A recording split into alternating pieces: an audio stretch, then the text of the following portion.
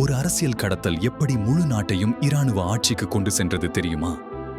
1920 October மாதம் கனடாவின் கியூபெக்கில் FLQ என்ற பயங்கரவாத அமைப்பு செயல்பட்டு வந்தது.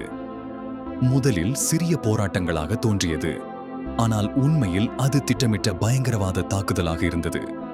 அவர்கள் பிரிட்டிஷ் தூதர் ஜேம்ஸ் கிராஸையும் கியூபெக் அமைச்சர் பியர் லாபோர்ட்டையும் கடத்தினர்.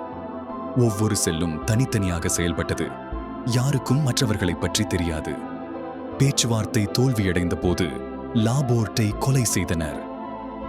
அவரது உடலை கார் ட்ரங்கில் கண்டெடுத்தனர், பொறுப்பேற்கும் கடிதத்துடன். பிரதமர் ட்ரூடோ இராணுவ சட்டத்தை அறிவித்தார்.